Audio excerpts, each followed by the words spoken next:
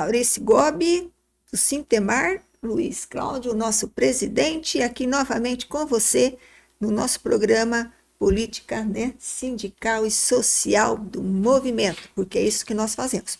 Com todo esse movimento, nós trazemos para vocês temas diversificados, diferentes, e trazendo ali o que as instituições de ensino superior traz para a sociedade, traz para você, né, que está sentado ali e que vai estar nos assistindo hoje, com um tema assim bem legal, que está todo mundo curioso, né, Luiz? Está todo mundo curioso, porque fala assim, pô, né, educação fiscal, formação para a cidadania por meio de teatro, músicas e poesias, mas o que é isso, né? Tem a ver educação fiscal com arte, com cultura?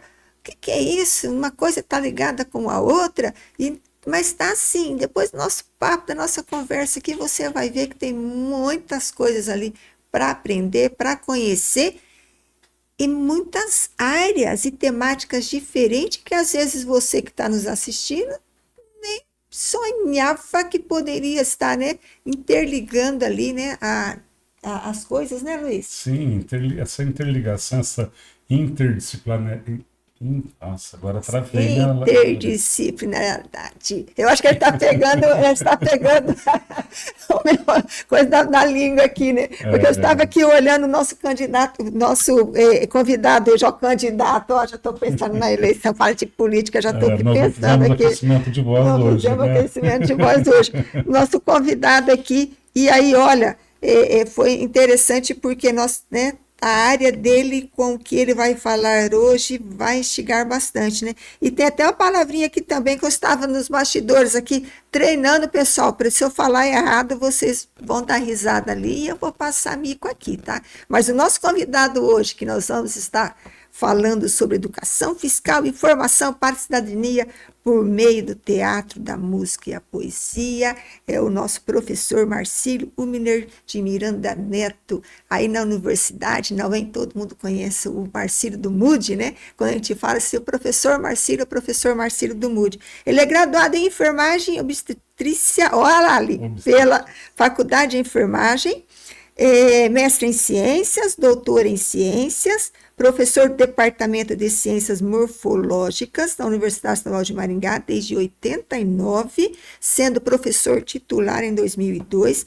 Ele implantou vários grupos de pesquisa, vários projetos de pesquisa, mas um que nós levamos aqui é o grupo de pesquisa em neurônios estéricos da UEM em 92 e, né, teve todo aí um movimento também oficializando isso em 97 no CNPq.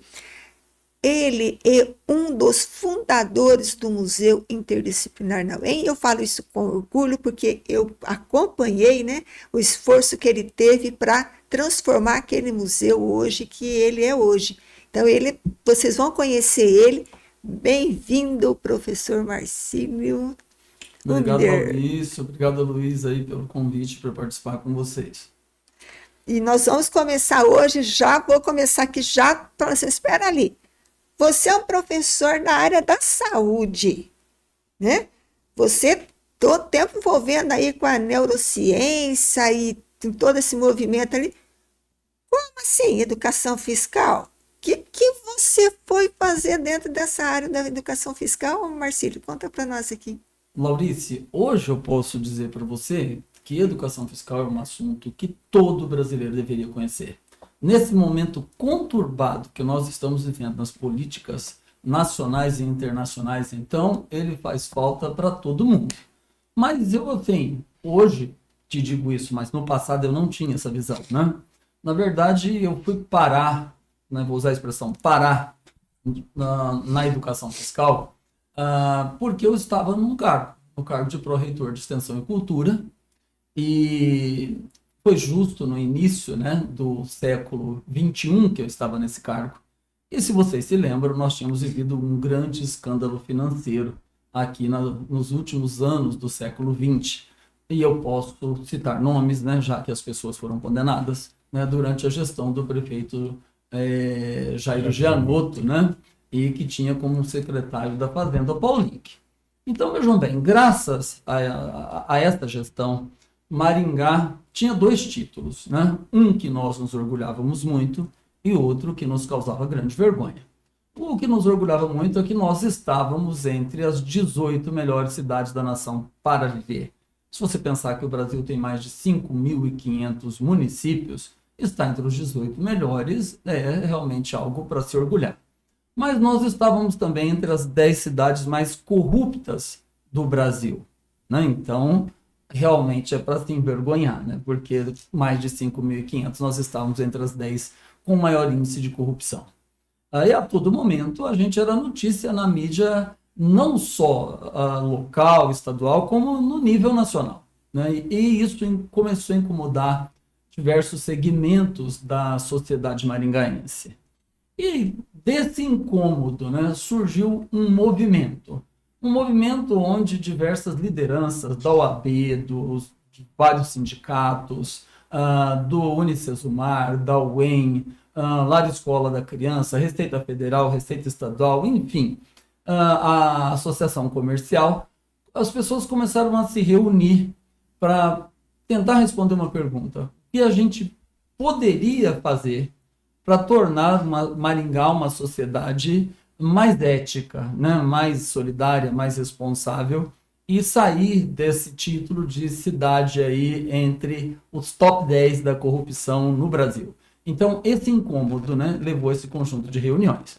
Bom, à medida que essas reuniões foram acontecendo, o reitor da universidade, então o professor Pavanelli, ele recebeu um convite, quase que uma convocação desses diversos segmentos da sociedade, para que ele participasse dessas reuniões. E eu nunca me esqueço do que o professor Pavanelli me disse, né?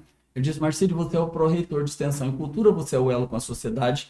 O pessoal está discutindo essa história de a educação fiscal, estão discutindo essas questões aí sociais. Eu tenho certeza que vai sair muito assunto sobre imposto, eu detesto imposto, então eu não quero participar. Então você vai representar nessas reuniões, né? Então eu fui para as primeiras reuniões representando a universidade.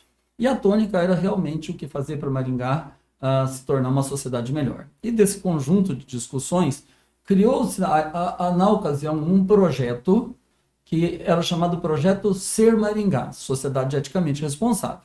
Isso lá no início final de 2002, início de 2003.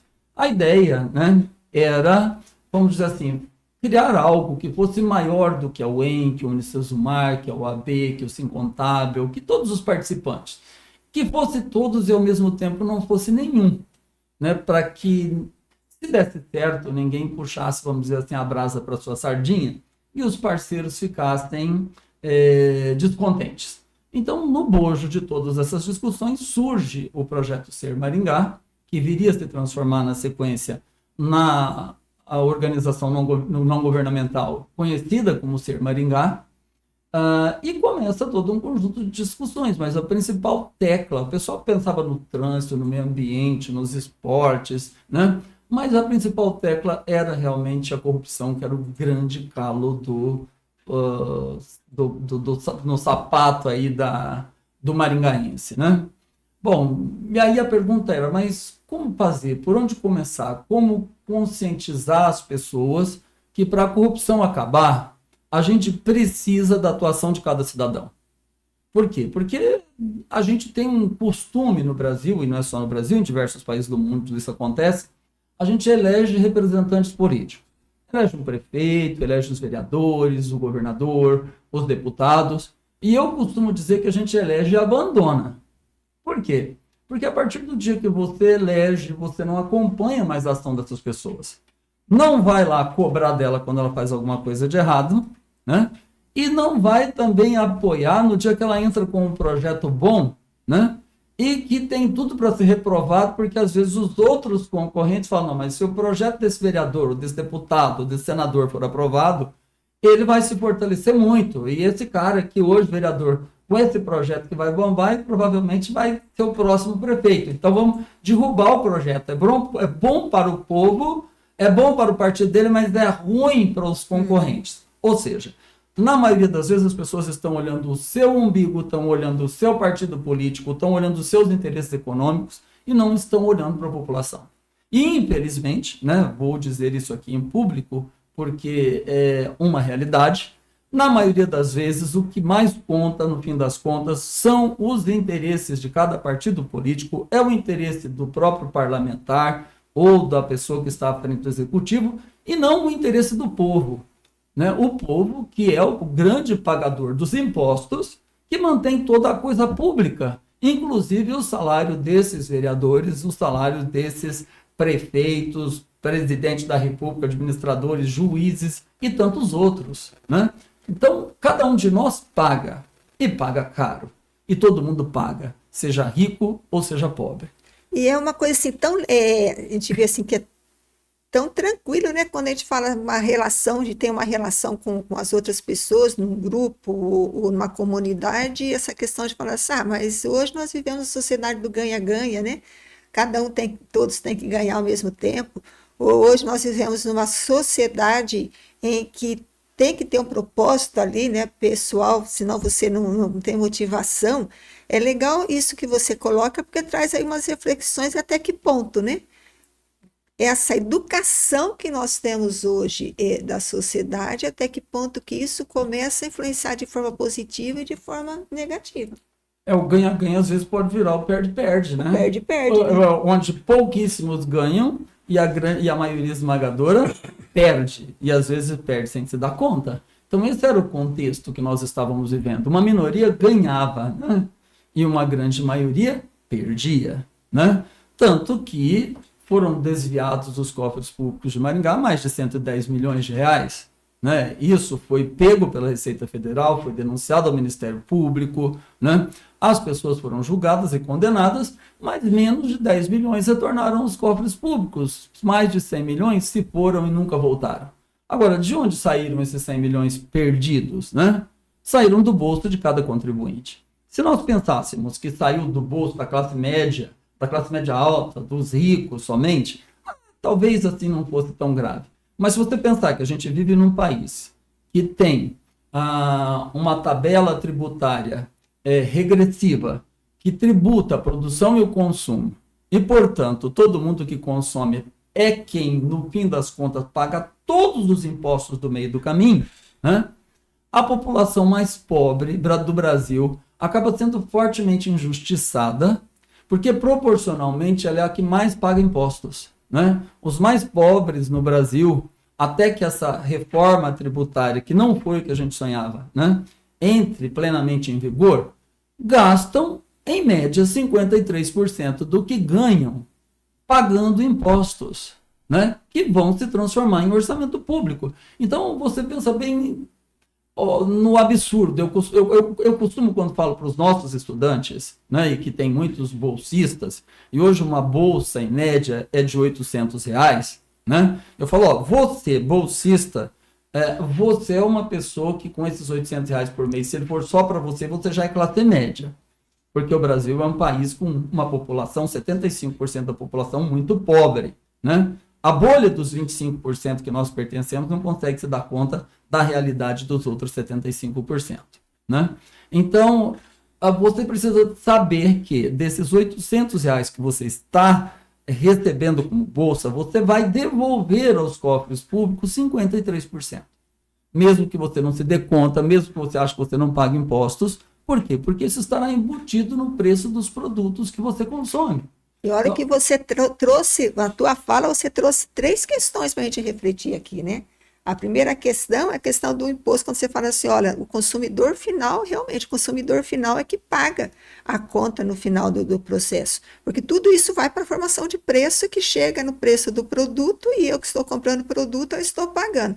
Quando eu estou pagando esse produto, esse imposto ele está sendo devolvido, né, para a empresa por meio, né, do dinheiro que eu estou pagando o produto, e a empresa tem que repassar esse valor para o Estado.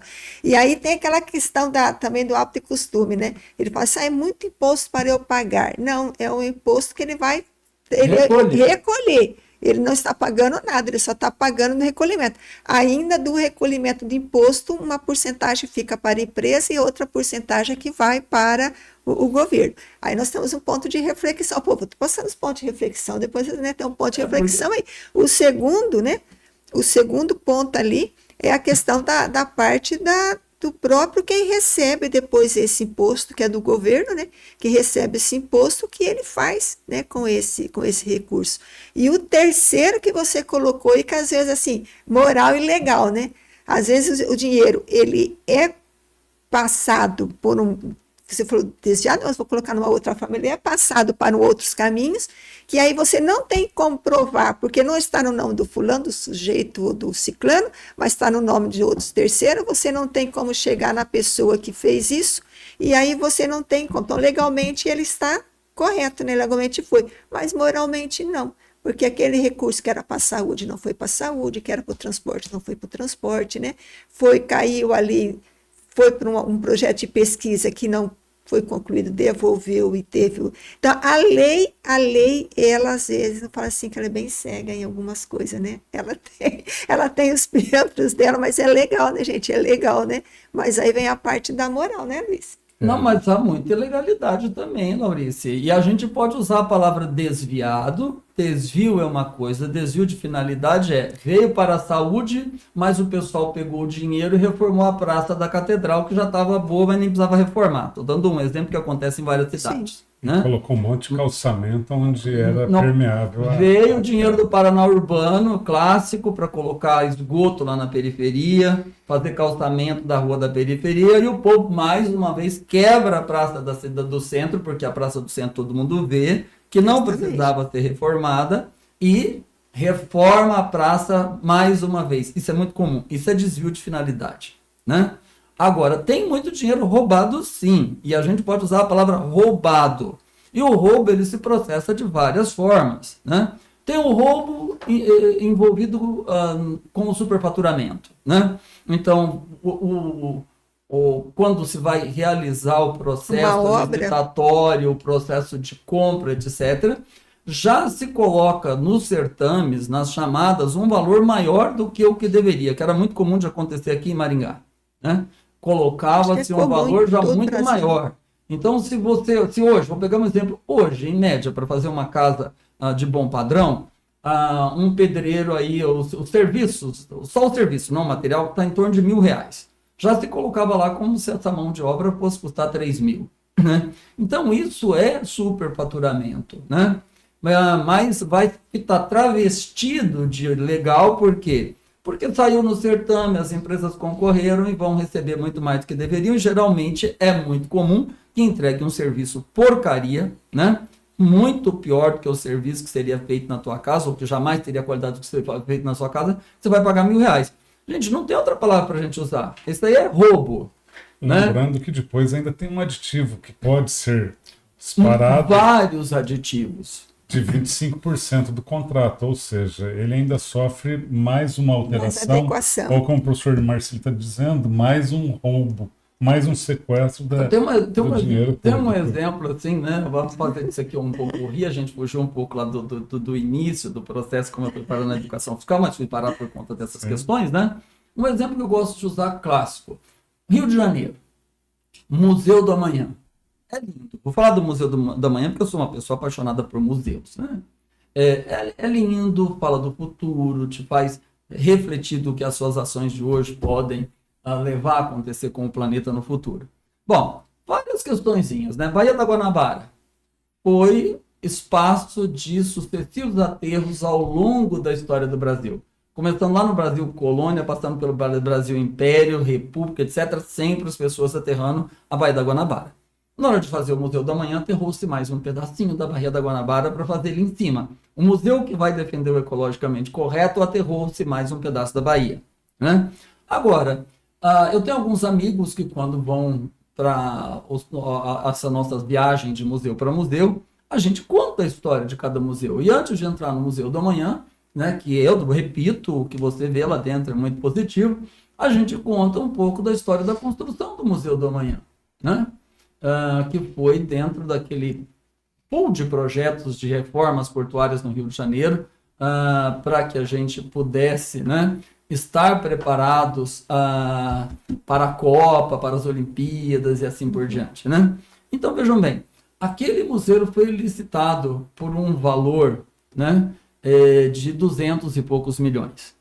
É muito dinheiro. A gente fez o MUD, você sabe como, né, Laurice? Com dinheiro de livro, camiseta, etc. E a gente gastou uns 500 mil para edificar o MUD naquela época. Tudo bem, ele é muito simples, ele não pode ser comparado ao Museu do Amanhã, mas eu posso dizer para você que com 200 milhões dá para fazer museu Brasil afora. Com mais 500 mil injetado no MUD, ele ficaria... É uma obra, né, planejada pelo arquiteto espanhol Calatravas, que tem obras, né, grandes obras em diversas cidades do planeta, né? A Ponte da Mulher em Buenos Aires, o Torso Torcido lá em Malmo, né, na Escandinávia. Então, assim, são muitos locais. E em vários locais tem processos contra o Calatravas e as obras, né, deles. Ou envolve qualidade, ou envolve superfaturamento, etc. Mas vamos nos ater ao Museu do Amanhã, né? O Museu do Amanhã já foi licitado por uma quantidade muito grande de dinheiro e depois ele teve um aditivo de 140 milhões.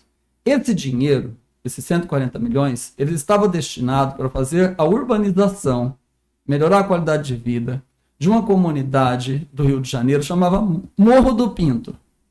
Olha, eram muitas pessoas que iam ser beneficiadas. 140 milhões aplicados, com certeza deixariam aquela comunidade com uma infraestrutura muito melhor. Isso veio só para um aditivo para um museu, certo? 140 milhões desviados. E o povo ficou sem o saneamento, sem os postos de saúde, sem as melhorias dentro da comunidade, né?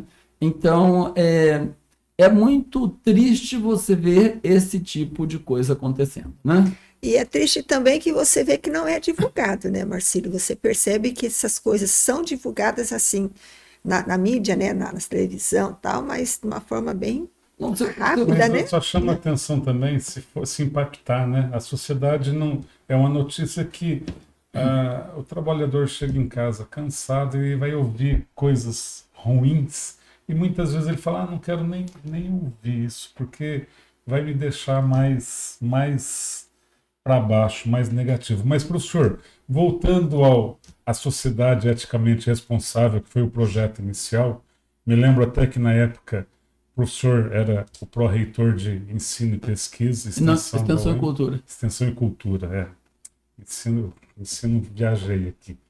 E na época também tinha a Universidade e Sociedade, a revista que era editada lá na pró-reitoria, e a escolha do professor, acho que foi assim, cirúrgica, para conduzir esse processo junto com outros profissionais, outros professores da universidade, e isso acho que ele ganhou também ele não só deu certo em Maringá, como ele avolumou, ele ganhou espaço, não só nacional, como internacional. Vocês estiveram fora do país também apresentando esse projeto, né? Tivemos, a gente, assim, de 2007, né, a 2014, a gente fez um trabalho bastante intenso com Honduras, e gente, desculpa aí, né? Também 2014 até final de 2016 com Cabo Verde, e fizemos um trabalho em parceria com o Eurosocial, onde pessoas de diversos países da América Latina vieram várias vezes ao Brasil para participar de processos de capacitação nessa área de educação fiscal, formação cidadã, controle social dos gastos públicos, né? Então houveram vários momentos assim, né?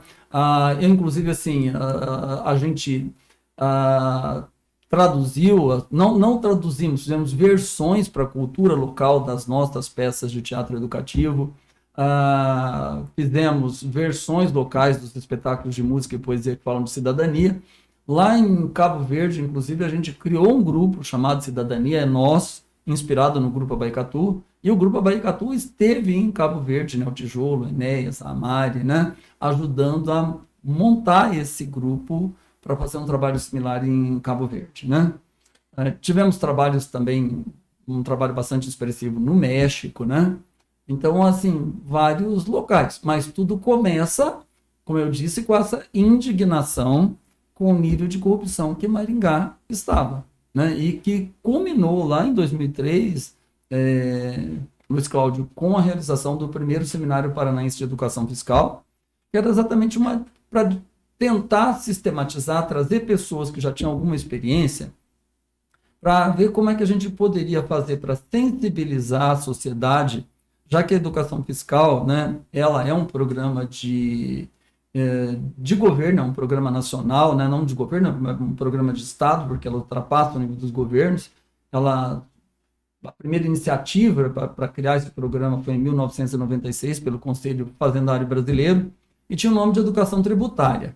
Então, o objetivo era que as pessoas soubessem que elas pagam impostos, a importância de pagar e a importância delas descobrirem o que é feito com o imposto.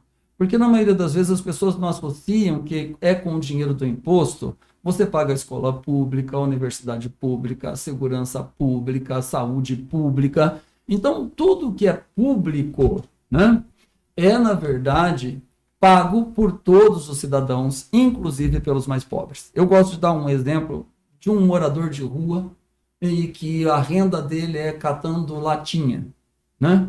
Nós somos hoje o país campeão mundial em reciclagem de latinhas, né? Nós reciclamos 98% das nossas latinhas de alumínio. Nenhum outro país atinge essa marca.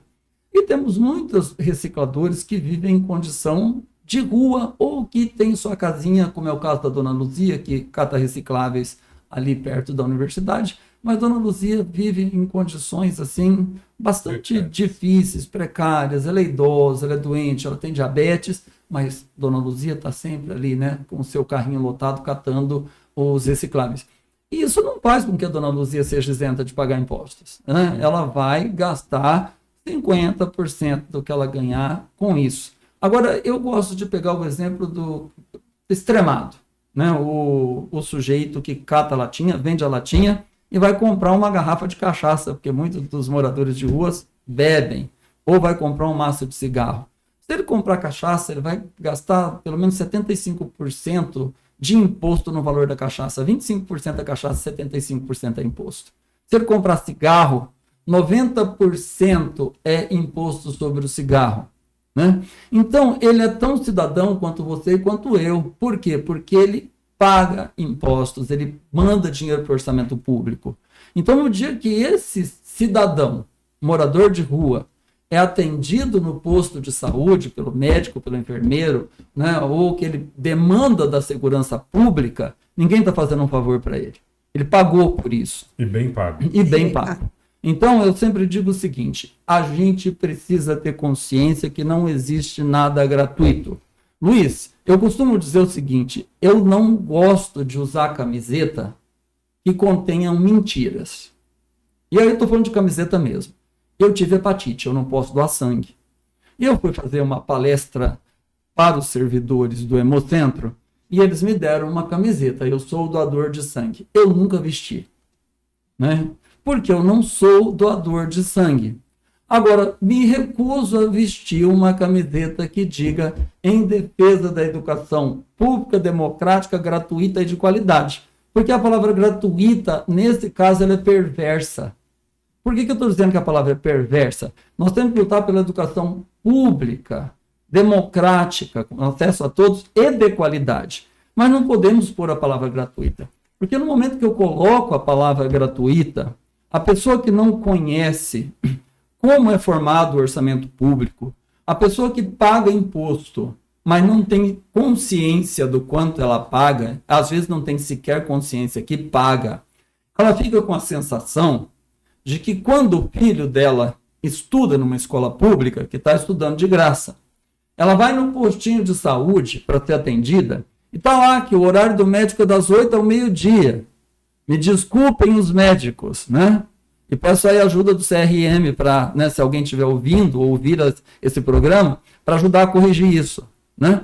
O horário do cara é das 8 ao meio-dia, mas ele chega às 9h30 e no máximo às 11 vai embora. Não estou dizendo que são 100%, toda regra tem sua exceção, né? Mas é muito comum isso acontecer, né? E aí faz uma consulta de 1 minuto, uma consulta, sabe, rápida, ruim, ou deixa de atender vários pacientes, não atende com a qualidade que deveria ter, e a pessoa não se queixa.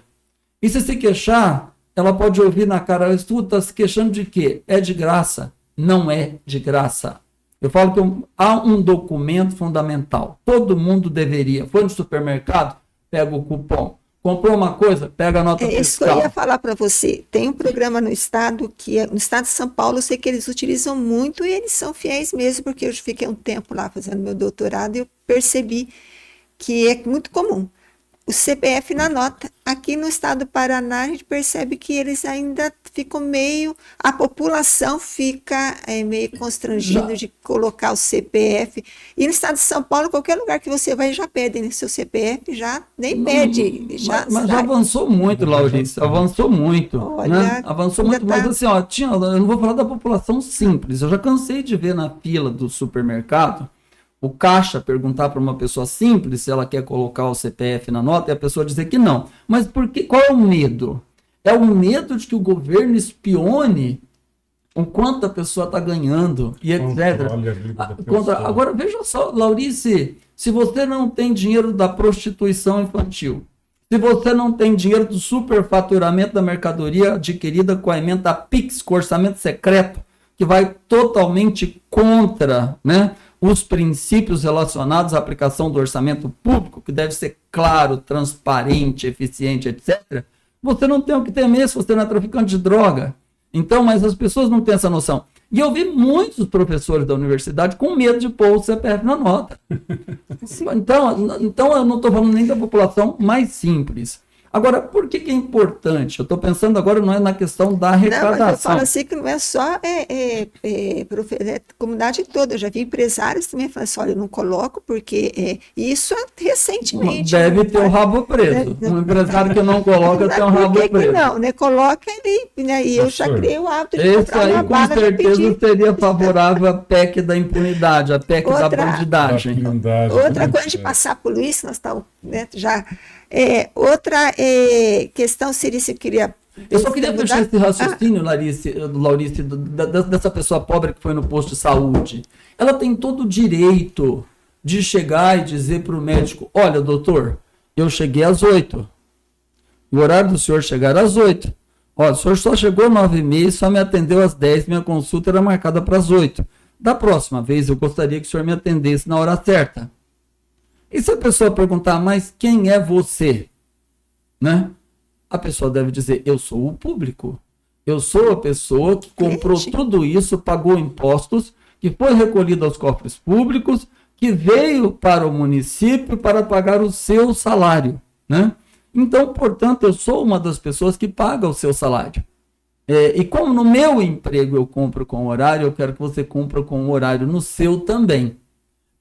Todo cidadão tem essa autoridade, né? Então eu sempre digo, nós somos trabalhadores públicos, prestamos serviços ao público, devemos atender esse público, devemos ser modelo, devemos ser exemplo de bom atendimento, né? Exemplo de qualidade de trabalho, porque nós temos uma coisa que quem é elitista não tem, estabilidade no emprego, né?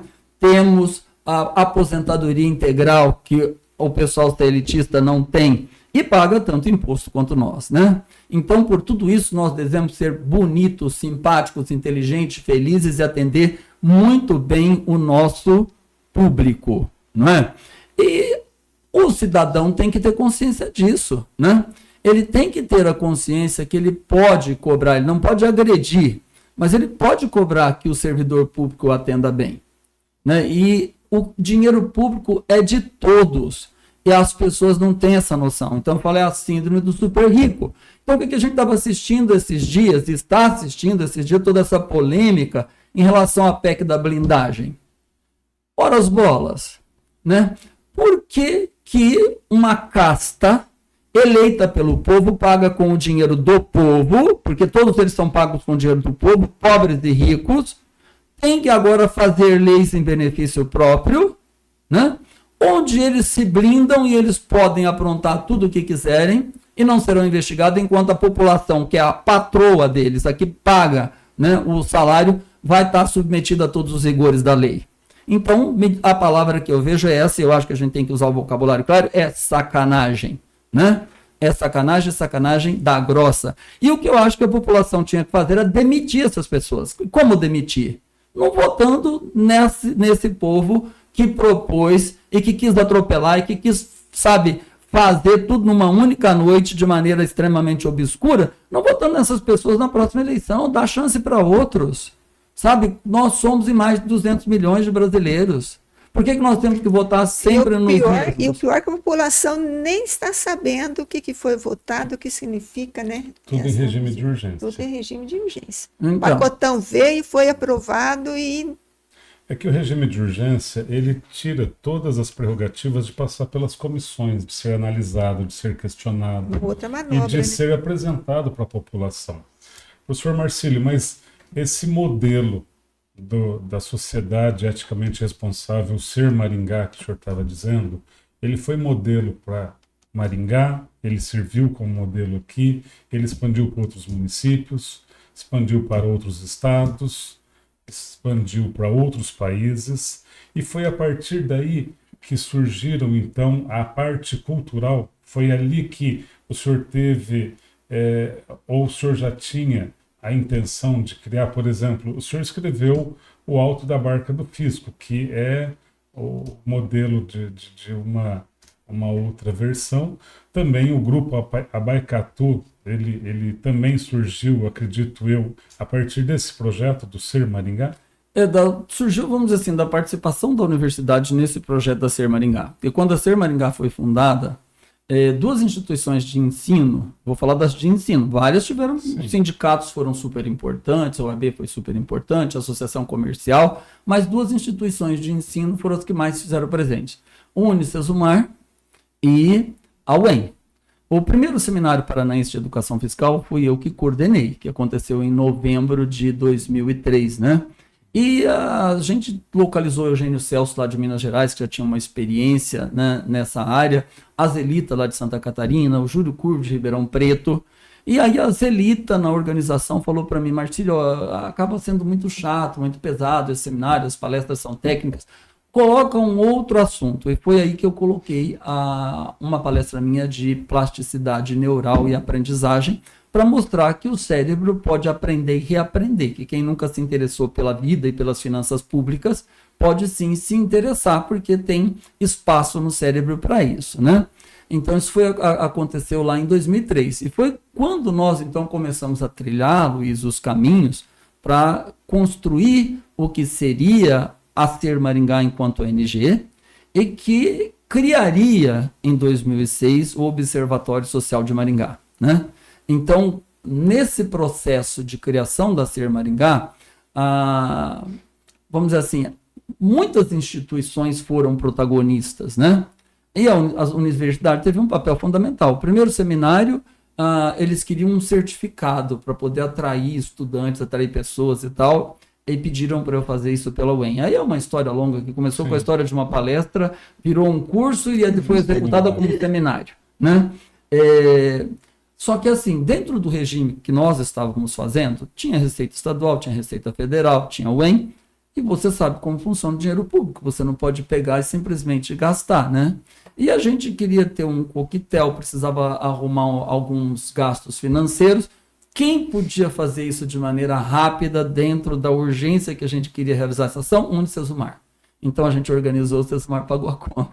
Então, uma bela parceria. Uma bela parceria, né? E, bom, eu particularmente, enquanto coordenador, eu gosto muito de contar isso, eu disse para a Sônia Molinari, minha ex-mulher, né, e para o meu filho, falei, estou indo jogar fora 3 dias da minha vida, né? Porque eu ia ficar os 3 dias no seminário.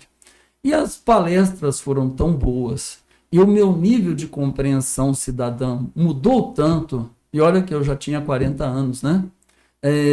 Porque até então eu não olhava para os tributos, eu sinceramente eu não olhava para a Dona Luz, jamais olharia para a Dona Luzia como pessoa que está trabalhando, catando reciclável, para pagar imposto, para mandar dinheiro para o orçamento público que vai pagar o meu salário, se eu não tivesse participado desse seminário, né? Então o meu nível de consciência cidadã, ele se transformou durante esse seminário. E teve um dos palestrantes, o Eugênio Celso, lá de Minas Gerais, e o Eugênio, literalmente, ele tocou mesmo o coração da gente com a forma que ele colocou. E ele mostrou a experiência vivenciada pelo povo de Pará de Minas, uma cidade pequenininha, que a partir de um trabalho nas escolas e das exigências dos estudantes, né, o prefeito passou a fazer prestação mensal de contas lá em Pará de Minas, lá em 2002 ainda, né? E essa experiência foi contada para nós em 2003, em outdoors na cidade. Então, para ter, assim, maximamente transparente como a cidade estava exigindo. E a gente começou a sonhar com isso. Só que nós iniciamos um ciclo onde a gente fez muitas palestras, muitos seminários, né? Em Maringá, nos municípios vizinhos que se interessaram pelo assunto, mas não tinha uma ação efetiva de controle social dos gastos públicos. Tinha o ensinar, o dizer para a população que a Constituição garante esse direito e tal. E às vezes as palestras eram muito técnicas. Eu vou dizer para você assim, até bastante chatas. E eu sou bocudo, quem me conhece sabe que eu sou bocudo. Falei, gente, é muita palestra pesada, uma na sequência da outra. Então disseram para mim o seguinte, olha, se você está fazendo essa crítica, então apresenta a solução, né? Aí eu escrevi a peça O Alto da Barca do Fisco, né? Que foi a primeira peça de teatro que a gente fez, que ela vai contemplar todos esses princípios. Ela vai falar de contrabando, ela vai falar de pirataria, ela vai falar de roubo de dinheiro público, ela vai julgar almas de auditores fiscais corruptos, prefeitos corruptos, empresários corruptos, né? E assim por diante. Tem até um reciclador, né, que vai ser julgado dentro desse bojo, né? Quem quiser saber o que o reciclador estava fazendo no julgamento, estava julgando políticos, fiscais, gente ruim, gente bom coração, como a peça anuncia, tem que assistir a peça. Ela está aí, ó, em cartaz há 21 anos, né? E o Recicláudio, né, ele evoluiu muito de lá até agora, né? Nesses 21 anos, a gente botou ele para estudar no EJA, ele já deu uma palestra durante a pandemia no YouTube, né? A personagem já fez uma palestra. E hoje o Recicláudio ele tem uma outra pegada cidadã, né, embora mantenha o escopo original lá da peça, né? Mas a peça, então, foi uma maneira de denunciar toda essa corrupção e mostrar o que cada cidadão pode fazer e o quanto o país pode melhorar se o dinheiro dos impostos que cada um de nós, né, paga, for utilizado de maneira honesta, com transparência e eficiente. Então, Luiz, você vê só, a gente vê toda uma discussão que tem um rombo nas contas públicas brasileiras, não é? Tem um rombo. Ó, vou dar um dado. A sonegação esse ano já está chegando em 700 bilhões de reais. E não é a dona Maria que tem um botequinho na esquina ou o dono do cachorro quente. O grosso dessa sonegação vem de grandes empresas, muitas delas que inclusive financiaram campanha de vereador, de prefeito, de governador, de presidente, né? Então tem muita gente de todos os níveis envolvidos com a sonegação, né? Não bastasse ter as empresas sonegadoras, né? Tem as empresas corruptoras, né? Tem os políticos e servidores públicos corruptíveis, vamos colocar assim, né? Então é um binômio, né? Corruptor e corrupto, que vai crescendo e uma cultura de corrupção muito grande. Então, às vezes eu falo assim, ó, o Luiz é uma pessoa bacana, conheço o Luiz há muitos anos, vou votar no Luiz para ele me representar, ser o vereador aqui no município. Aqui no município, no nível municipal, também haverão tentações para se fazer leis municipais injustas, né? E para corromper também. Então, vejam bem, se eu voto no Luiz e abandono o Luiz, os corruptos que já estão dentro do sistema vão adotá-lo, né? Então, a gente tem que representar a nossa população, nós temos que ser o suporte. Nós temos que chegar lá e falar, olha, Luiz, não pega por esse caminho, não cai nessa maracutaia. O Luiz apresentar um projeto que é ótimo para a nossa cidade e que a gente sabe que não vão votar naquele projeto de medo que o Luiz seja prefeito. Vamos lotar a Câmara, meu. Né? Vamos fazer, não só lotar, vamos fazer não caber, vamos ter gente do lado de fora. Naquele período do super salário não, que teve aqui em Maringá, eu fui uma das pessoas que participou bastante. Sim. A gente lotou a Câmara todas as vezes que os vereadores tentaram votar. Todas as vezes, né? Até que um dia o negócio ficou pesado Então, a irmã Cecília estava presidente da Associação Ser Maringá, eu estava vice-presidente. E aí pediram para eu e a irmã Cecília irmos conversar com o pessoal da Câmara. Só que a gente foi com um respaldo muito forte. Primeiro que era o respaldo da Associação Comercial, de todo mundo que era da SER, mas a gente teve uma conversa com o bispo e com o presidente do Conselho dos Pastores, antes de ter a última das conversas, porque foram vários enfrentamentos dentro do movimento Super Salários Não, né? O pessoal estava justificando um salário enorme para os nossos vereadores e para o nosso prefeito, dizendo que aqui era uma metrópole, mas o salário do nosso prefeito seria maior do que o salário do prefeito de São Paulo. Dá para comparar a metrópole Maringá com a metrópole São Paulo, né? Vai resumindo, o bispo e o presidente do Conselho dos Pastores assumiram o compromisso que se os super salários fossem aprovados, né? O bispo pediria a todos os padres para explicar durante o sermão o que tinha acontecido. E o Conselho dos Pastores também. E a gente, de uma maneira tranquila, disse, olha, vocês querem aprovar, aprovem, mas vocês sabem que, além do descontentamento de todas essas instituições, os pastores e os padres vão dedicar um momento especial. Nossa, mas olha, eu não vou revelar o nome da pessoa que conversou com a gente, mas ela ficou pulo da cara. E aí eles foram para a sessão e, por desaforo, eles não aprovaram nem o reajuste que a gente concordava, mantiveram o salário antigo. Um desaforo maravilhoso, o dinheiro sobrou para a população, né? Então, isso, vamos dizer assim, foi um fruto importante dessa união da sociedade, né? Para combater esse tipo de corrupção. E aí a gente fazia, então, muitas palestras, explicava, mas não tinha uma ação efetiva. Aí a gente descobriu que lá em Ribeirão Bonito tinha a Amarribo, a Associação dos Municípios ali da região de Ribeirão Bonito, e que eles estavam fazendo realmente controle social, né? Que é um dos escopos do programa de educação fiscal, né? Você, cidadão, tem que combater a corrupção, que a corrupção é uma das pontas, né? A sonegação é uma das pontas da corrupção. Então, o que eu estava comentando com você, se discute muito criação de novos impostos, se discute que não pode retirar os impostos no pessoal aí que ganha até R$5.000, etc. Mas nós já tivemos uma sonegação que ultrapassou 600 bilhões de reais esse ano. Aí, quando eu falo 600 bilhões de reais, é dinheiro demais, porque a Laurice é muito pobre, você é muito pobre, eu sou muito pobre, para a gente entender o que é 600 bilhões. Ó, Luiz, você pensa que sua vida se transformaria no inferno se você ganhasse 1 bilhão hoje? Sim. Né? Porque o que você vai fazer com 1 bilhão? Eu não sei o que eu faria com 1 bilhão. Se alguém falasse para mim que ia me dar uns 3, 4 milhões de reais, olha, eu ia ter um vidão e eu sei muita coisa boa que eu poderia fazer por mim e por outras pessoas com 3 ou 4 milhões. Agora, a gente com 600 bilhões é inimaginável. O ser comum não consegue nem calcular o que significa 600. Isso, mas eu posso dar um exemplo prático. Mas será que é por isso que se perde às vezes? Que você está assim, num mundo totalmente diferente, que fala em milhões e milhões e milhões né?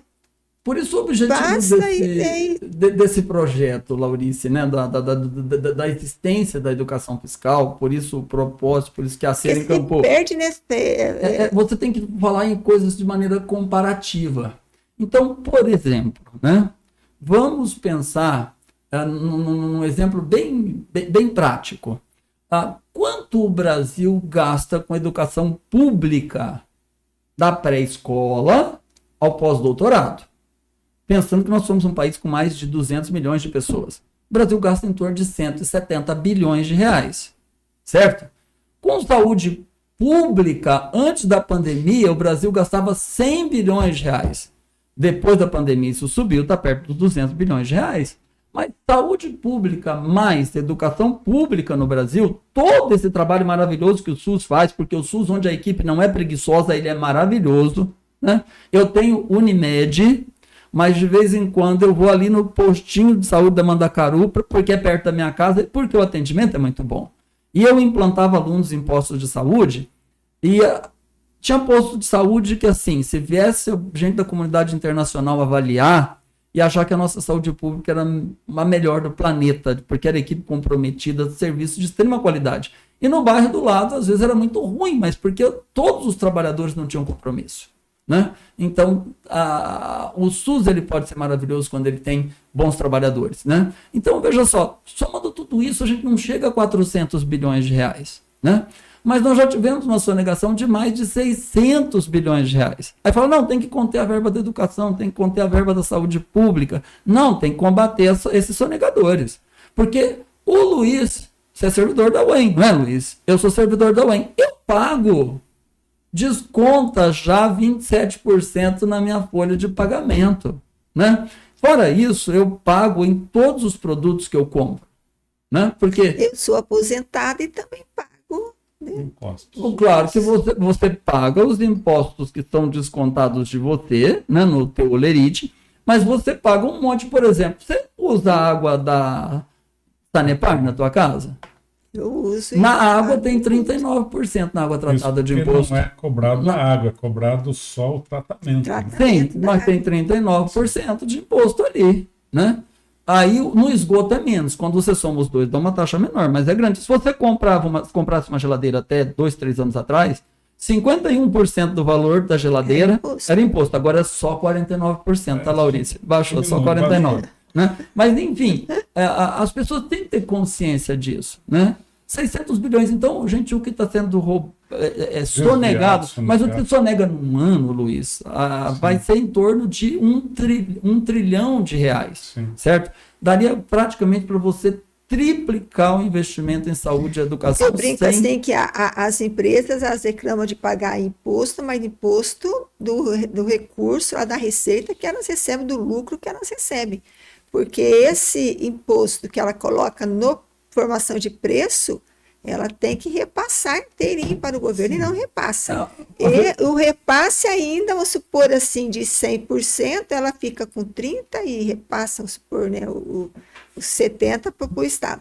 Mas mesmo assim ainda, por compensação, né, ela tem a sua compensação ainda. Restituição do ICMS, né, que a gente acabou de assistir o escândalo em São Paulo. Vai, né, outras coisas. Mas assim, enfim, para fechar essa ideia, então temos essa ponta da sonegação. Agora você tem a ponta do desvio, utilização e roubo, né?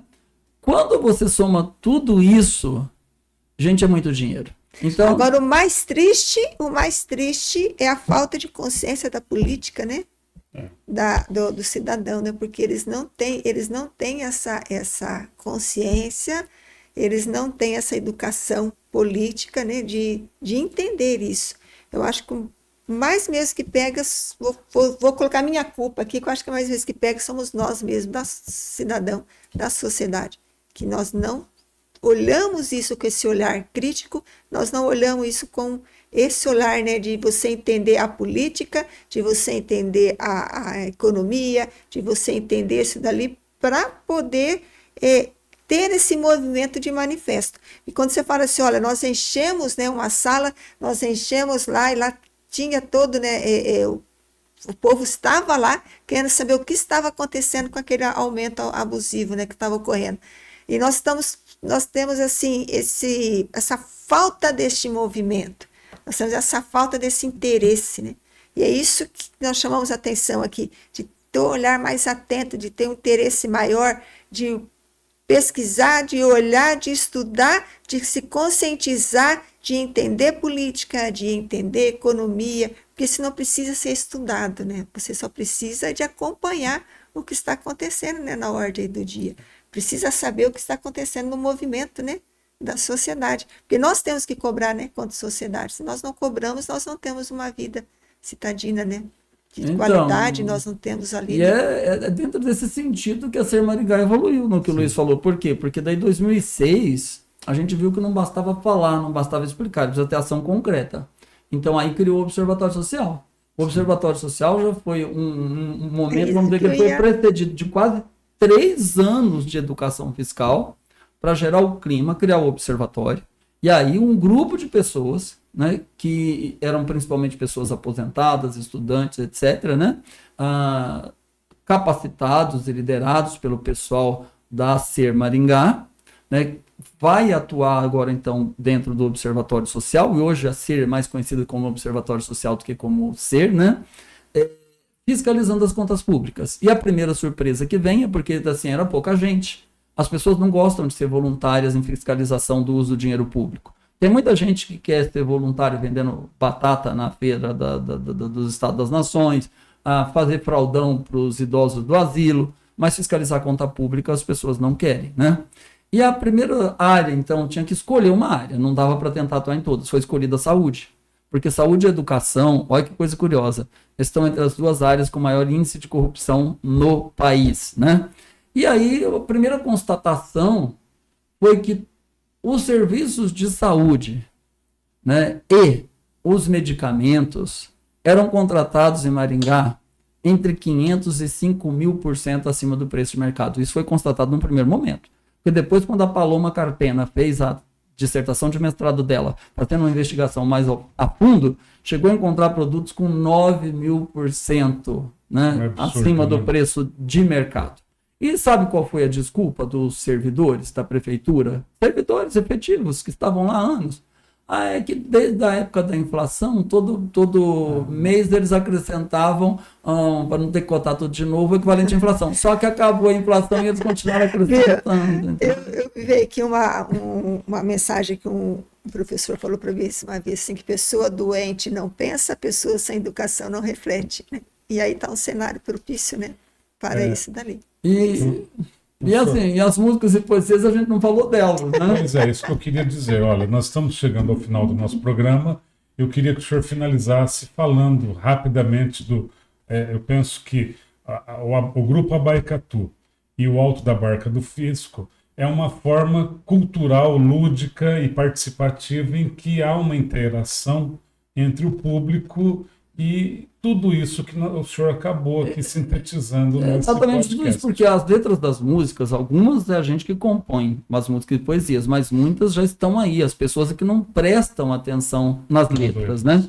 Então, quando a gente fala, por exemplo, do número da corrupção, o quanto se sonega, o quanto se rouba, o quanto se desvia, por exemplo, recentemente, né, o dinheiro do orçamento secreto, o pessoal comprou kits de robótica, que era de R$ 2.400 por R$ 14.000 cada um. Então, tem 1.000 exemplos.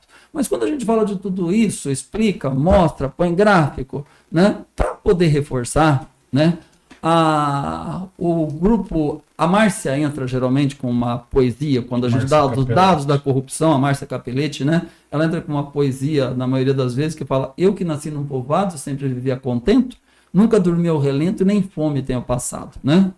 Mas sofro ao ver um jornal que mostra a fome e a miséria, essa sangria tão séria num país continental. É triste, mas é verdade, que do Oiapoque ao Chuí, o que vemos por aqui, graçando na impunidade, só por terem imunidade outorgada por eleitores, prefeitos, deputados, né, e até governadores metidos em corrupção, e raros devolvem valores, e poucos vão para a prisão, né?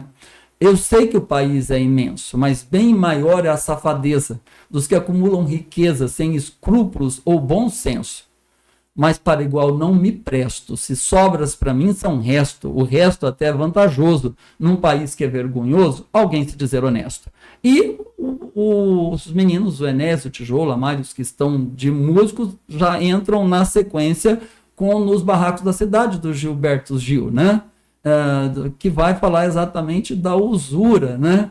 Que o governador promete, mas o sistema diz não, a usura dessa gente já virou uma legião, gente estúpida, gente hipócrita. Então as letras das músicas e as poesias, elas vão agora reforçar do ponto de vista emocional aqueles dados que a gente acabou de mostrar e de mostrar para a sociedade: ó, se você não atuar, isso não vai acabar. E é interessante, nós já utilizamos, inclusive, o Grupo Abaicatu para ministrar cursos e exemplificar, porque é através de letras de músicas que estão postas, através da apresentação das pessoas que fazem parte, não só, o professor poderia até citar o nome de todos que compõem o Grupo Abaicatu, mas que tem, assim, uma reflexão através da música, através da letra, através da poesia, uma reflexão de o que é o papel da sociedade, o que deveria se fazer e que muitas vezes passa despercebido no dia a dia nosso. Pois é. Mas, Marcelo, se eu quiser ver o teatro, assistir, onde que a gente encontra então, quando a gente vai fazer apresentações, a gente divulga em algumas redes sociais, mas a maior parte das vezes o que acontece é, por exemplo, um sindicato vai fazer um evento e gostaria de ter a peça de teatro, para que as pessoas pudessem refletir sobre todas essas questões que estão acontecendo no nosso mundo, porque a peça ela é constantemente reescrita, os personagens são mantidos, mas os casos contados por cada personagem são atualizados. Então o pessoal agenda e a gente faz a peça, né? Então a gente, essa semana passada a gente estava em Cornélio Procópio, fazendo a peça num conjunto de ações de cidadania, né, que a UEMP faz, né? Então, com estudantes e professores universitários. Semana anterior, a gente estava indo em Paranavaí, né?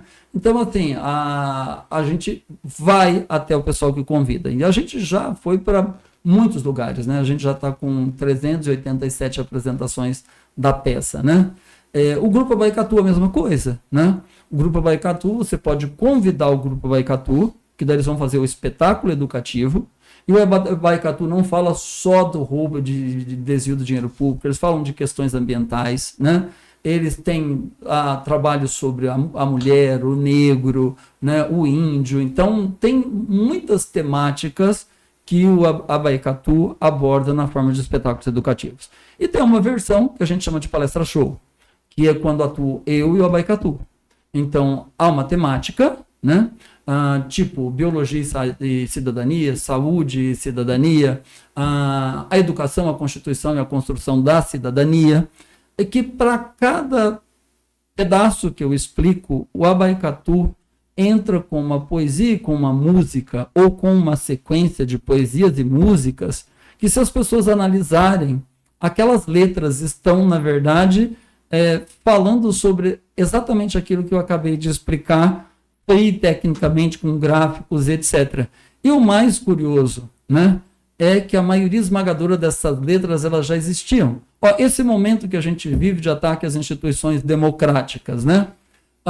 No início da década de 80, o Milton Nascimento, né, tinha uma música, compôs uma música chamada Utopia, e que depois da Constituição de 1988, ela passou a chamar Coração Civil, né? Que era exatamente o sonho de ver o povo no poder.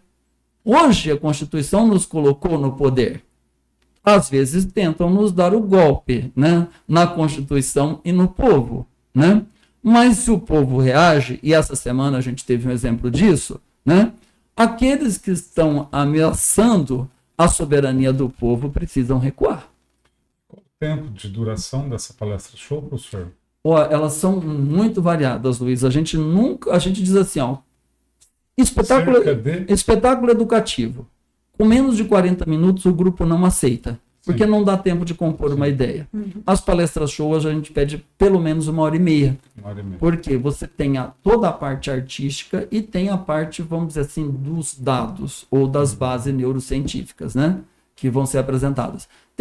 A gente gosta de todas, né? Mas algumas, né? A gente brinca que tem palestra para soprar e palestra para bater, né? Quando é um dia comemorativo e você quer mostrar coisas boas, né? Então a gente tem palestra show, por exemplo, no dia do professor, sobre plasticidade neural, aprendizagem e felicidade, porque a felicidade tem uma importância muito grande na mobilização da aprendizagem. Então é uma palestra que não bate. É uma palestra que joga para cima, que é aquele dia especial, né?